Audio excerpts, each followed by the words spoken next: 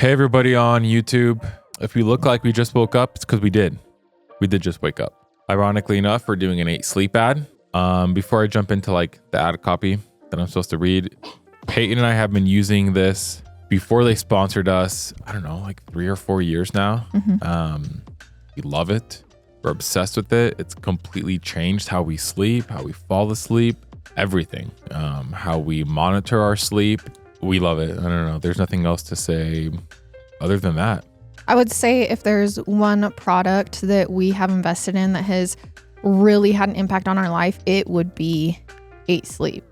And they are actually introducing their new Pod 5. Pod 5 is the newest generation of their signature product, the Pod. It is a smart mattress cover that you place right on top of your existing mattress. You can't feel it. And basically, it's next level sleep tech. It cools or heats automatically throughout the night. You can also set it to what you want. It goes over your existing mattress. So anyone can use it, all different sizes. It detects your body temperature to help regulate you through the night so you're not waking up sweating or freezing. There's analytics. It can tell you like your REM, how much you're sleeping, heart rate, just so many different analytics. You need to go check it out. It also can now help with snoring, which is crazy. That's so cool. And their latest model, Pod 5, is actually introducing for the first time a blanket. So the Pod's blanket uses the same technology of the Pod's cover, basically extending temperature regulation across your entire body, not just the mattress surface. This holiday season, 8 Sleep will be running their biggest sale of the year. Use our code HUSBAND at 8sleep.com/husband for up to $700 off the Pod 5 Ultra during 8 Sleep's biggest sale of the year. You even get 30 days to try it risk-free. Plus, 8 Sleep products are now FSA and HSA eligible. Financing options such as Affirm now available. You're listening to an Ono Media podcast. Hey everybody, welcome back to the podcast. This is Murder with My Husband. I'm Payton Moreland. And I'm Garrett Moreland. And he's the husband. And we just recorded for 15 minutes and realized we did not hit record. Dude, when are we going to stop doing that? Like, it's such a rookie mistake. We just recorded. It was good. I was ready to go. I was excited. We got our 10 seconds in. We got everything in. And now we have to start over. So we're going to speed run this one. Ready? Yeah.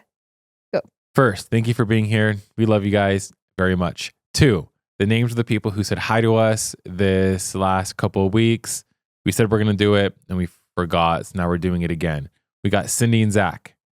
Cheesecake Factory. We have Kelly. Dutch Bros. What was the other one? Shauna. And we got from Shauna. Cornbellies. Cornbellies. We love you guys. If you ever come up to us and you don't want us to say your name, just tell us. We won't say it. But I love it. It is so fun. I love when you guys come up. I love meeting you. So don't ever be scared if you see us to just even say hi. Yeah. 3, my 10 seconds. Yep. Basically, long story short, I've been eating a bunch of gummy bears and they've been messing up my mouth, getting stuck in my teeth, giving me sores everywhere. They're big, thick, huge gummy bears. Batty gummy bears. Not going to eat them anymore. They messed me up. I ate the whole box already, so now I shouldn't have any more issues. That was fast. That was way faster than... Imagine if we were that efficient every time. Very efficient. Do you guys like that? Actually, I'm not even going to ask you guys because I don't really want to know the answer. Because some of you will be like, yeah, we hate when you talk at the beginning. I don't want to freaking hear it, okay? I don't want to hear it, all right? Here's 10 seconds, more like 10 minutes. 10 minutes. It's not even 10 seconds. Whatever. Oh, thanks for telling me. Didn't know that it was 10 seconds. Looney. Didn't know that. Anyways, we love you guys. Thank you for supporting us. You barely have haters. That's all we have. That's all I have for right now. Made that quick. Let's hop into today's case. Our sources for this episode are cbs.com, aetv.com, dailymail.co.uk, bayoujustice.com, fox8live.com, truecrimedocket.com, wbrz.com, haymonstar.com, and caselaw.findlaw.com. We all have these moments from our childhood that seem a bit fuzzy. Looking back at them, it can be hard to tell what's true, what pieces are missing, and what's entirely the work of our own imaginations. But there are some moments that stick with us so vividly that we will probably remember them to our dying day. Some are fond memories, vacations, celebrations, those defining moments. And others are tragic, times that shaped us or changed us forever. Regardless, it's these experiences that we think about repeatedly. It feels like nothing can reshape them. They start to feel like hard, concrete facts, moments worthy of the history books. So when we grow up and someone tells us that those memories we have didn't exactly happen how we remember them, that can mess with your head. Because it turns out our experiences and our memories of them are not infallible. And sometimes the truth behind those moments can come out years later, only to turn your world entirely upside down. Okay. I think this is more common than people think of these, at least getting like a clarification on a memory or like a Mandela effect sort of thing in a sense. Yeah, or but like on a bigger scale. Yeah, or like your memory all of a sudden comes back, or you're doing therapy and it can be brought up. So it's like even things you didn't really weren't clear, someone corrects. I just think it's way more common. Yeah. Now, today we are dialing back the clock to the year 1987. Okay. And we are traveling to Hammond, Louisiana in the United States. It is here in Hammond that 26-year-old Selonia Reed, or Lonnie, as her friends called her, is living with her husband, 27-year-old Reggie Reed. Now, Salonia worked at a hospital for a while before becoming a teller at a local Citizens National Bank. So she's 26, working at a bank, married. And many people seemed to love her there. They said she was polite and kind. She was always wearing a smile. And her husband, Reggie, was a former Marine turned car salesman, now at 27. Now, this young married couple lived a modest, quiet life in the 80s, which was perfect for Salonia, as long as her little boy, 6-year-old Reggie Jr., was by her side. Now, there weren't a whole lot of details about Salonia's life, but one thing all of the sources did mention was how incredibly dedicated she was to her little son. He was everything to her. The two were rarely ever apart, and one of their favorite things they loved to do together, especially on hot summer days, was wander around the mall and just window shop, which is so late 80s. Like, I'm sure the mall was just roaring at that time. I know, it's kind of sad. Like, malls just aren't what they used to be. There's so many dead malls. Just online Kinda shopping eerie. and like there's some outdoor malls where people like because people like to walk around, but it's just like window shopping isn't really a huge thing, I feel like. I don't know. Low key, if you have a mall in your city that's not like LA that has like a huge grand mall, but kind of in a smaller city that actually is very popular, leave it in the comments because I feel like it's all those malls that have really died. So we are now at August 22nd, 1987. It is a Saturday. And that afternoon, Selonia picked up her sister, Gwen, from work between 5:30 and 6 p.m. and gave her a ride home. Now, during this ride home, Selonia asked Gwen if she wanted to come to the mall with her and Reggie Jr. a little bit later that night. But Gwen tells her sister, I have other things to do this evening. Still, Selonia gets home, picks Reggie up for the mall as promised. Now, they drive there, mother and son. They walk around for a bit. And while they don't buy much, Selonia got Reggie a chocolate chip cookie.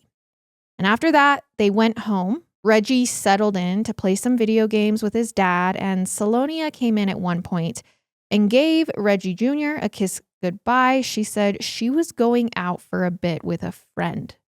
So that night, Reggie said his dad, this is Reggie Jr., says his dad puts him to bed because his mom is going out with a friend. Okay. But the following morning, when Reggie woke up, he notices that his mother still isn't home. So around 6:20 a.m., Reggie Sr., his dad, calls Salonia's sister, Gwen, the one she had picked up the previous day and dropped off, to ask if she's seen or heard from her. And when she says, no, I haven't, Reggie Sr. actually calls the police. And he tells them his wife had gone out with a friend the night before and she hadn't come home. Though not even an hour later, the Reed family would get one of the worst calls of their life. That same morning, August 23rd, someone calls the police station saying a blue Chevy Sprint has been sitting in the parking lot of a gas station on East Thomas Street in Hammond. And the caller says people have kind of gone up and checked to see what this car that's been sitting here forever is doing. And they think there is a body inside the car. Okay. Now, this gas station is only a mile and a half from the Reed's home.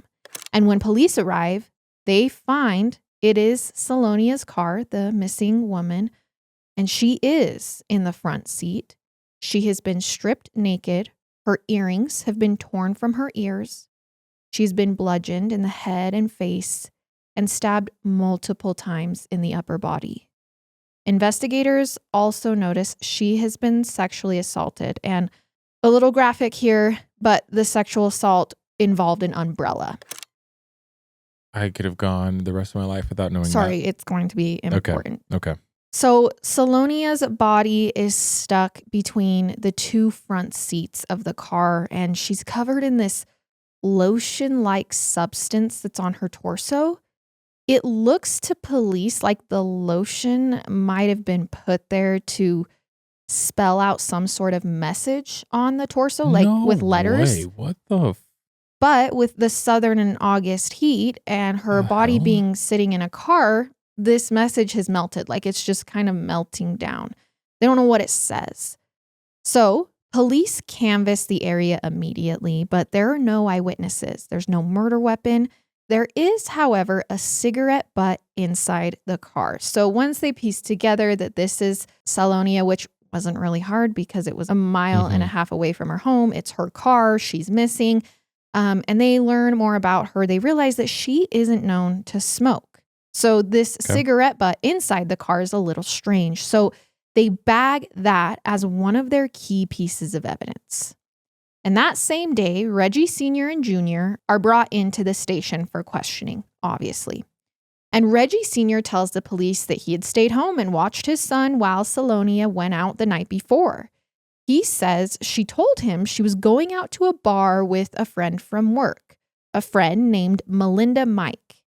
Though, Reggie Sr. said, he wasn't totally sure Salonia was telling the truth. He believed that she might have been seeing someone on the side, that it is a possibility she had a boyfriend, and that's who she was going to see. And he says this because they are going through a rocky time in their marriage. But Reggie Sr. claims that after he went to the mall with his wife and son, he never left the house at all that night. He was home the entire time playing video games with Reggie Jr. And this is something that Reggie Jr.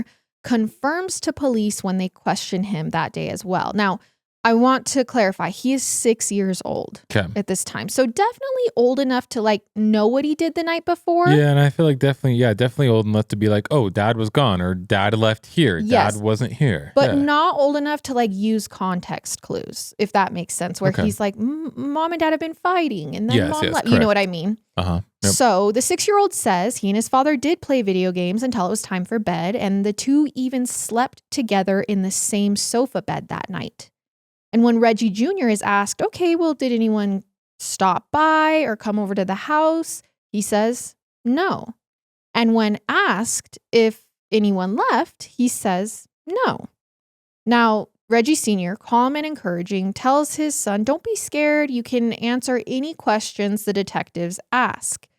But eventually, this interview, which is very common, it becomes too much for Reggie. He starts crying. He doesn't want to talk anymore. He doesn't understand why he's answering so many questions. Yeah. This isn't fun. And they notice, however, that there is something strange about Reggie Sr.'s appearance. So the son is done talking, but they notice the dad has these scratches on his neck. And when police are like, hey, Kay, what are those about? Reggie Sr. tells police he got them from their family dog. With all this to say, both father and son are being cooperative with the police. The dad even gives them permission to go back and search the home. And this is when things get a little weirder in the case, because the chief of police himself actually goes over to investigate, and he claims the house is immaculate. It has been freshly vacuumed. It smells like bleach.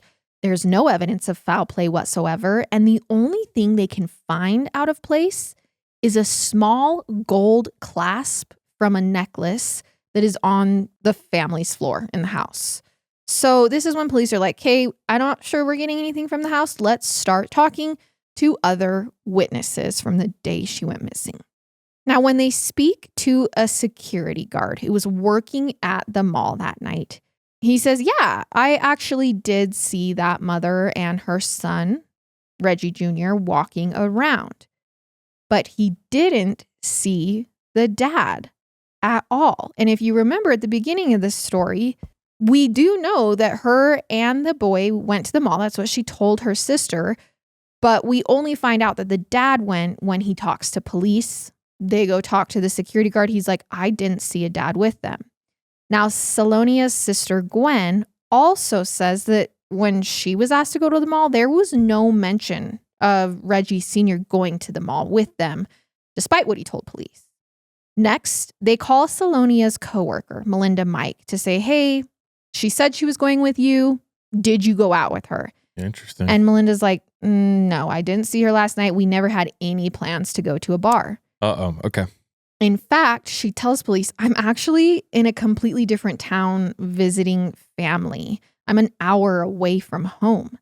And when police look into the possibility that Selonia was using that as a cover to go visit some secret boyfriend, just like Reggie Sr. had suggested, they also find zero evidence that that's the case. They do learn, however, that Reggie Sr. had apparently called Melinda the day Salonia's body was found and threatened her, saying, you know you were with Salonia last night. And when she denied it, he said, well, you better say she was with you. Okay. So he calls the friend. I mean, that's okay. And is like, yeah, you're going to tell police she was with you. And she's like, I'm an hour away. Like, I'm not even home. But like, why would she even agree to that? She doesn't. Because when police come that's to... That's insanity. When police come to interview her, she's like, yeah, I'm an hour away. Oh, and also her husband called me and basically threatened me to tell you guys I was with her. Well, that's just case blown wide open. Right? Then, on the afternoon of August 24th, the day after Salonia's body was found, police discover another clue. A neighbor of the Reeds calls in to say he had a crucifix and a screwdriver in his mailbox that day. And they're not his. He's like, someone put these in my mailbox and my neighbor was just murdered. So when police take it in for evidence, they find that the screwdriver and crucifix has no blood on them. But they still wonder if this could have been the weapon that caused those stab marks on Salonia's body. And they also learned something about the cigarette that they found in her car. One of Reggie Sr.'s very good friends smoked the same brand as the one found. They learned this through people. And his name is Jimmy Ray Barnes. And the only reason his name is brought up about the cigarette and the brand is because turns out when they're talking to Salonia's friends, they learn that she hates this guy. She hates her husband's friend, Jimmy Ray. In fact, she is terrified of him. Turns out just days before the murder, Salonia had had a pretty scary experience with Jimmy. They were at a local beach swimming with Reggie Jr. Salonia was in an inner tube when Jimmy swam by and flipped her tube over. Why? Now, Salonia wasn't a good swimmer, and everyone knew that about her. It's just funny that there's people who do stuff like that. I mean, I guess to each their own, but like I would never go up to one of Peyton's friends and just flip their tube over.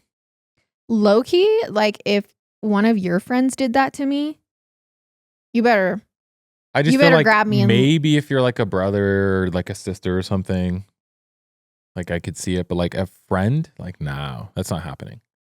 Like it's just not happening. Yeah, I mean, I believe in consent for everything, but it's kind of like, I shouldn't get into this. It's kind of like the wedding videos you see where the guy starts going a little too hard at throwing cake at his new wife. You're like, whoa, dude, you need to calm down a little bit. Anyways, off topic. Sorry, we'll get back into it.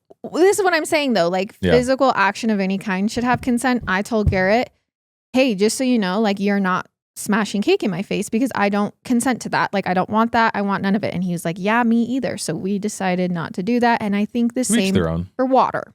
No, yeah, to each their own. I'm just saying, for someone to come flip someone's tube without them asking. Oh, yeah, that's not really. It's not okay. No, that's not really okay. And everyone knows that she can't swim. So she's like, this is deliberate. Like, that was aggressive. Like, I can't swim. Yeah. So she struggles to swim back to the banks without Jimmy offering to lend a hand. Like, he flips her, sees her struggling, doesn't do anything. That's weird. And then the following day, things get even weirder when Salonia saw Jimmy Ray Barnes lurking outside near her home. Salonia actually had a relative over at the time and began going into hysterics, telling them, don't go outside, don't open the door. I don't like that guy. He just flipped my tube yesterday. And then Jimmy comes closer to the house and said he was just there to check on her. So the relative is like, Jimmy, off the property now. She's not comfortable. You're not checking on her. Like, leave. But this isn't the only connection police learn of. Apparently, 2 days after the murder, a witness came forward to say they actually saw two men around the gas station the night of Salonia's death. They were acting a little suspicious, so the witness wrote down the license plate number. No way. That is something that's so cool. I love when people do stuff like stuff they're like acting that. weird. I'm just going to take the license plate in case. And then Salonia turns up dead in the gas station parking lot. What are the chances? That's so crazy. And take a guess. Who do you think this license plate belongs to that they took down? Jimmy. No. Oh. Reggie Sr., her husband. Oh, yeah. I mean, after the whole mall lying thing, it was 100%. Yeah. So police are like, hey, this witness who took down the license plate that happens to be Reggie's, let's get a photo of Jimmy Ray to see if this is the other guy that was seen with him at the gas station where his wife later turned up murdered. And they're like, yep, witness says those are the two guys. Okay. Now, obviously, there is a lot of evidence suggesting both Reggie Sr. and Jimmy Ray, his friend, were somehow connected to Salonia's murder. The problem is it's kind of circumstantial. Like, yes, you have eyewitnesses. You have the security guard who says, no, husband wasn't here. You have the gas station who did take down the license plate number, which is pretty physical. But she's also identifying the two men. That's not like they were caught on camera. Yeah. And then you have the friend who was like, yeah, he told me to say I was with her. It's all a little bit odd. I just don't know how much more evidence you need. Right. A lot of stories, not a ton of evidence, but also remember, it is 1987. And the only thing is, Reggie Sr. ultimately has an alibi. If you remember, his 6-year-old son says, we played video games until bed and we slept on the same bed until morning. No one left. Now, ultimately, there was no real smoking gun because you also have it's eyewitness against eyewitness, which is why over the years, they don't arrest Reggie Sr. or Jimmy and things start to slow down. Even at the Reed home, Salonia's death starts to become a little bit of a distant memory. Reggie Jr. says his dad never really talked about his mom with him. It was always just an elephant in the room. And it wasn't until Reggie was a teenager and he went to the library on his own to begin searching his mother's murder that he learned the details of his mother's murder. He really didn't know. And he didn't know how she had been killed. It seems Reggie had heard whispers over the years that his dad was a suspect, but that never really made sense to him, obviously, because he believed his dad was home with him.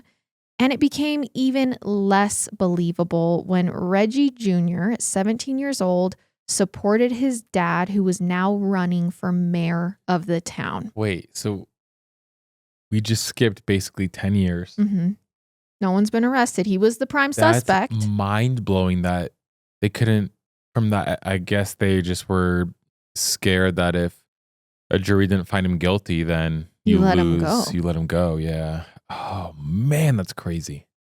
So Reggie Jr. claims that during this time, his dad running for mayor, there was no mention of his dad's involvement in his mom's case. And in the world of politics, He's like, all of the skeletons are pulled out of the closet. So if this wasn't a big deal, the fact it was never mentioned during this campaign really puts any of Reggie Jr.'s doubts he had once researching the case to rest. He's like, my dad's a stand-up man, someone who actively works to benefit the community.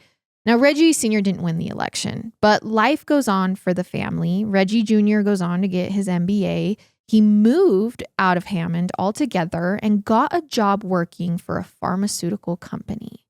And meanwhile, there was this entire secret history between Reggie Sr. and Salonia that Reggie Jr. never was really aware of. So, according to Salonia's sister Gwen, there had been a lot of dark days in the marriage before Salonia was found murdered. Not only was there talk of divorce between the two, but Salonia had told Gwen that her husband had been physically abusive towards her on more than one occasion. Okay. Now, if you remember, Reggie Sr. does tell the cops that they were in a rocky state in their marriage. Yeah. But Gwen is giving us a little bit more details that Salonia's son, Reggie Jr., never even knew about. When Salonia was still working at the hospital, Reggie Sr. would show up each payday and demand that Salonia hand him her paycheck. Sometimes Salonia would show up to work at the hospital with sunglasses on, not taking them off because she had black eyes. And at the time, Salonia also didn't have a car, so Reggie, her husband, was picking her up from work each day, sometimes making her wait hours after her shift had ended. He would just show up when it was convenient for him. And when Salonia's coworkers offered to give her a ride, she would refuse because she said, it makes my husband angry if I go home if I get a ride, he wants to be the one to take me home. Okay. Another time, Reggie Sr.'s sister Claudette was over right after Salonia gave birth to Reggie Jr. And she said Salonia was working out hard right after giving birth because she wanted to lose the baby weight. And so Claudette, her sister-in-law, is like sitting here watching Salonia do sit-ups in the living room. And that's when Reggie Sr. comes in and stomps on Salonia's stomach, saying he's just trying to help her lose weight for her boyfriend. Okay. What is happening? And Claudette sees all of this. According to Claudette, he even had tapped the phone lines of his home and recorded every conversation Salonia was having with people so that he could listen back to every phone call she was making, and always accusing her of having a boyfriend, even though there was no evidence of it. Gosh, dude, what is wrong? So you have members from her family and members from his family who firsthand witnessed abuse. It's a pretty clear sign that this was domestically abusive. Their relationship was not healthy, but there was more to it than that. Reggie Sr. was also pulling off some insurance scams that Salonia was seemingly aware of. Apparently, sometime shortly before or after she gave birth, Reggie Sr. started moving a bunch of boxes out of their house and into his mother's garage. And then he sent Salonia over to stay at his mother's house for a few days. She didn't seem to ask any questions, but while she was there, she learned that there had been a fire at their house. She learned later that Reggie, her husband, had actually increased the policy on their homeowner's insurance just a week before this sudden mysterious house fire. It seems a lot of this got past Reggie Jr., though. He's just a kid. He's young. It's just a little boy. Obviously, Salonia was aware enough to be like, I'm pretty sure my husband just burnt our house down to collect money. Reggie Jr. did know that his father was strict, but he said he never experienced any sort of physical abuse growing up. Still, Salonia's family was aware, and they never really gave up their suspicions that Reggie Sr. most likely killed her. So they kept pressuring the police to reopen the case over the years, and finally, in 2011, 24 years later, a new detective with the Louisiana State Police gets involved. His name is Lieutenant Barry Ward, and he feels this is probably the last chance to go after this case before eyewitnesses start to pass away. So he and his team go in and collect all of the evidence and files that Hammond Police Department gathered back in the late 80s. They even track down all of the retired police officers who had worked the case, and they begin asking them questions. And while they find that a lot of the evidence, like the crucifix and the screwdriver that was found in the neighbor's mailbox, had gone nowhere in the case, there was one detail that stuck out like a sore thumb. And that is the many life insurance policies Reggie Sr. had gotten before his wife died. Now, as we know now, this is a very big motive between spousal murder. Turns out Reggie Sr. had taken out 2 policies with State Farm and 3 with another company. And 3 of those policies were taken out less than 3 weeks before Salonia's murder, which totaled $421,000. And Reggie Sr. was, of course, the beneficiary on each of those policies. And what's even more interesting is Reggie Jr. never saw a dime of this insurance money. He put himself through college using student loans. Meanwhile, Claudette said, remember, this is the one who witnessed the physical abuse. She remembered her brother taking her and Salonia to a movie 2 years before the murder. And this movie was called Jagged Edge. It's basically where a man murders his wife for insurance money. Claudette thinks this is where her brother got the idea to murder his wife in the first place. Claudette also said that after Salonia died, Reggie Sr. encouraged her to increase her own husband's insurance policy. And when she refused, he got someone to draft up the paperwork for her anyways. What? Which Why? then you're probably like, is he going to kill my... Yeah, that's insane. So now Reggie Jr. claims that while he knew his father had come across some money after his mother's death, he had no idea that it had been like multiple policies, hundreds of thousands of dollars. As far as he was concerned, his father still had nothing to do with his mother's murder. Even in 2012, a year after the investigation had been reopened and police came knocking on the now 31-year-old Reggie's door, Reggie got his first official confirmation that his dad really was the primary suspect in his mother's murder. So as you can imagine, Reggie Jr. is shocked by this. He's like, my mother's been dead for decades. Why are you knocking on my door now, blaming my dad? He asks the police, he's like, is there new evidence? And that's when the police show him all the files on the insurance policy, how his dad took them out so close to the time of his mother's death, how this was all overlooked the first time around. They also tell Reggie they are sending some of the old evidence, particularly that cigarette butt that was found inside Salonia's car. That's like pretty hard evidence, off to the DNA labs to now be tested with new technology. But in the meantime, this is a lot for Reggie Jr. to process. He's thinking, how can this man that I love, that my father who raised me, supported me, be the person who killed my mother when I was 6 years old? He was home with me when this happened. He's like, no, like cops, you don't understand. He was home with me. So he decides to confront his dad with this information. He's like, hey, Dad, they came. This is what they've told me. They are like definitely looking into you again. And Reggie Sr. says, that's not evidence, son. I took insurance policies out on everyone. But if you remember, Reggie Jr. grew up to be pretty smart. So he starts doing his own investigation, trying to get access to his mother's case files, witness statements, forensic reports, investigative notes, anything that could help him really come to his own conclusion. And in due time, his perception of what he believed happened all those years ago when he truly, truly believed his dad had been with him all night. Changed. Starts to unravel, especially when police actually do get a read off that cigarette. They run those new results through the National Crime Database, CODIS, and they get a hit. It is a Barnes, but it is not Jimmy Ray Barnes.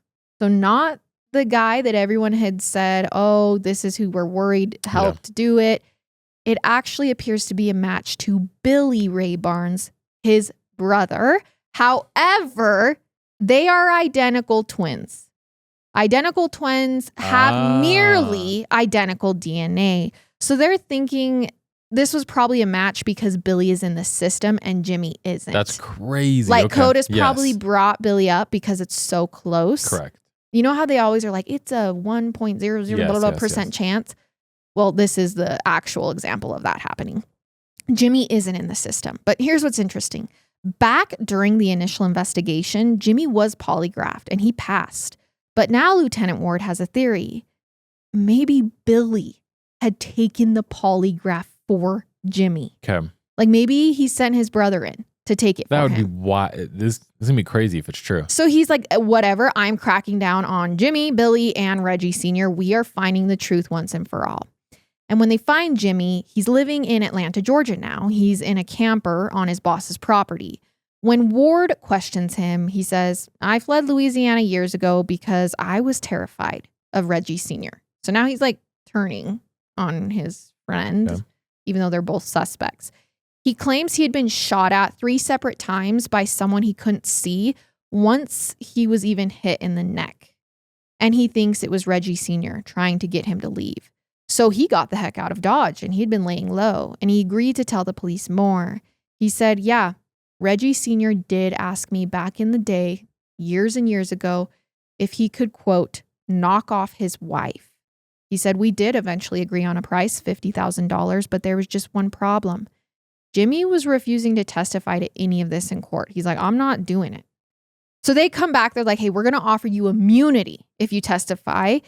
And Jimmy's like, I don't think you guys are. He rejects this get out of jail free card. Well, it's almost like he didn't believe the system would stick to it. I mean, there's times they haven't. Yeah, they do promise things and then. So, I mean, I don't like 100% blame him for saying no. I don't know if he's guilty or not yet with what's going on, but. He doesn't trust police. Though, as officers are leaving, he does stop them and say, quote, I want you boys to know that I am the key to all of this. And if you think you can indict me for murder, then just do it. I have no idea why he's tattling on himself right here. And why wouldn't you just take the deal you just got? Yeah, like now is I'm he more guilty? confused. Is he trying to call their bluff? Like he's like, hey, arrest me. If you have it, arrest me. I don't know. But police aren't bluffing. They have DNA. A couple weeks later, they had second-degree murder and conspiracy indictments for Jimmy and Reggie Sr. Their first stop was Reggie Sr.'s house, armed with an arrest warrant. On June 21st, 2019, more than 30 years after Salonia's death, Reggie Reed was finally in handcuffs. Still considering his innocence, Reggie Jr. puts up $250,000 for his father's bail. Jimmy Ray Barnes is also arrested and charged. Now he's realizing the investigators weren't bluffing and he's like, never mind, I'll talk. Let me get out of this. So as he's awaiting trial, police go to him with a proposition.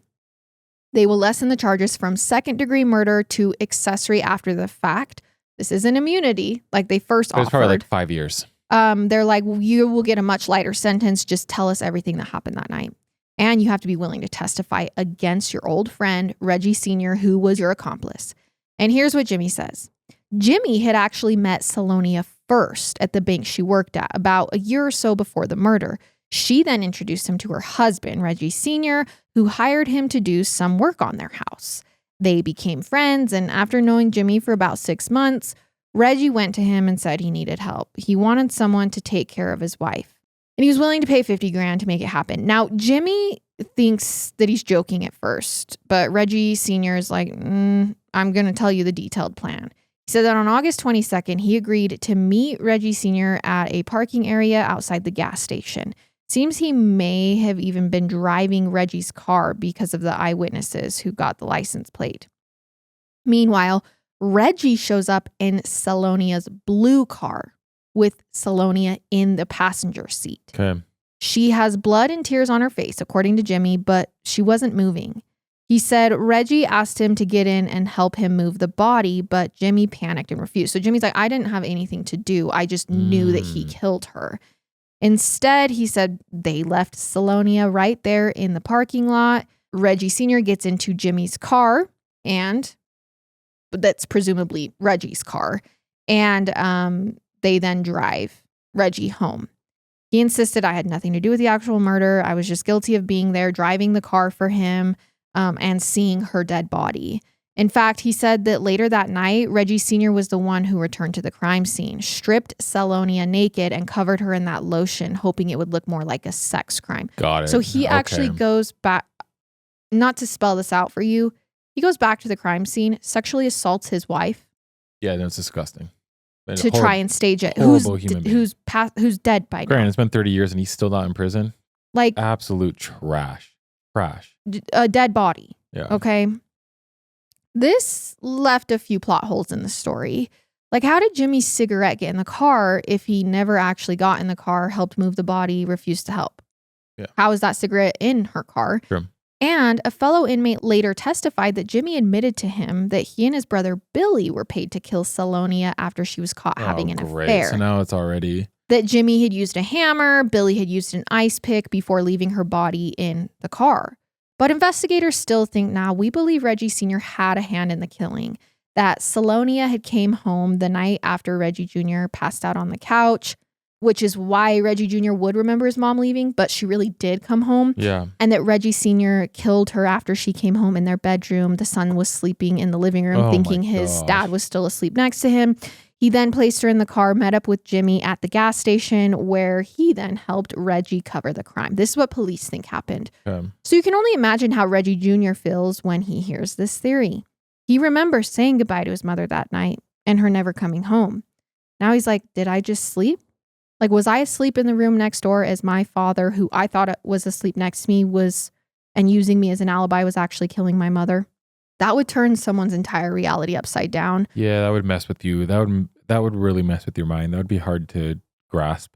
He's having a really hard time about whether to support his dad at this point, who's awaiting trial. He doesn't he's kind know. of been, no offense, but he's kind of been brainwashed for the last 20 years. And it makes it harder. There is no murder weapon that they found. There's no fingerprints. They searched the house where apparently this crime took place in the theory the prosecution is putting forward. They found nothing of note aside from a necklace clasp and a faint smell of bleach. The only thing they did have was an answer to that white lotion that was found on Salonia's body. Apparently, police were able to find that exact brand and type of lotion back at the Reeds' home. So when the trial begins in November of 2022, it's all circumstantial. This is actually one of the critical pieces of evidence, is that, hey, the lotion that was found in the car where she was found murdered was back at the house, which is why we can now say we believe the murder happened back at the house. And they also use, the other circumstantial evidence I've told you. Obviously, the defense is like, hey, there was no DNA under her fingernails. So the defense is like, Jimmy did it alone. Jimmy did it alone. You guys have the wrong guy, or are they both involved? This is all trying to get basically figured out at trial. But on November 18th, 2022, 40 years after the crime, Reggie Sr. is found guilty of second-degree murder. 40 years. How old is he at this point? 70, 80? Gotta be old. I mean, if he was 27 at the time. Yeah, so he's 77 years old. Oh, sorry, 67 years old. My bad. He's sentenced to life in prison for his wife's murder, and Jimmy Ray Barnes was given a 5-year sentence for his cooperation. He was actually released a little bit earlier. 5 years. In January of 2024, however, he was back in Hammond attending his twin brother, Billy Ray's funeral. Billy Ray, who they thought was the DNA. Mm-hmm. And while he's there, back at this place where he was at least somewhat involved, Jimmy Ray dies in a car accident while attending his twin brother's funeral. That's crazy. In the place that he had run away from. As for Reggie Jr., he says he still doesn't know where he stands. He's like, I'm not sure my dad got a fair trial. Every day he goes back and forth. He doesn't have any answers. Oh, that would be so hard. I'm so sorry. He's like, but I just can't see him as a monster that killed my mother. Yeah. In fact, he wrote a memoir about this entire experience called The Day My Mother Never Came Home. And I'm sure Reggie still questions what he remembers from that night, whether his memories are accurate, manufactured, have they been twisted or molded? How can you not question the past when the present throws you curveballs like this? But there's one thing Reggie doesn't seem to question. It's his own future. So while Reggie Sr. is filing appeals, Reggie Jr. is focusing on his own family, a wife, a son and a little girl he had who he named Selonia after his mother. That's nice. And that is the case of Salonia Reed. But I think something about this case that just goes to show is how nuanced all of this is. And again, I've said it 100 times, how many victims there are when one person is murdered. The kids of these cases, the family members of these cases, it is not black and white for them. Yeah, I think it's really hard because I think it's a lot easier for us as an outside perspective to look at this case and be like, oh, Reggie did it. It's just a lot more difficult when someone involved, when there's emotions involved, when there's relationships involved. That's when things become so much more difficult. So it's just hard. It's a really difficult one. And I will say, I think the reason this case is hard to fathom is because there really still isn't a clear story of what happened. Correct. You have the prosecution's theory, but there's no physical evidence. You don't even know what the murder weapon is. You don't know if the murder happened in the car or if it happened back. There's just so much. I don't like that. There's so much that we don't know for sure. Do I think Reggie did it? Yes. Could I say 100% certain he did? Don't know. I really don't know. It would be so, and they tell juries all the time, listen, you don't need to actually know anything. You just need to know if he did it. Yeah. You don't need the details. You just need to tell us if he's guilty. I think I've come to the point where sometimes things just aren't going to make sense. See, I'm I need the details. And I just don't know if we'll always have them because it's easy to lie. It's easy to hide things. It's easier than we think it is. I think juries go, all the circumstantial evidence points to him, and that is enough for us. Without a reasonable doubt, he did it, even though we don't have the physical evidence or the clear story. All right, you guys, that is our episode for today. Please keep the surviving family members of this case in your thoughts today. Remember that this is real and truly, truly does affect them every single day. Have grace because you aren't in their shoes. And we will see you next time with another episode. I love it. I hate it. Goodbye.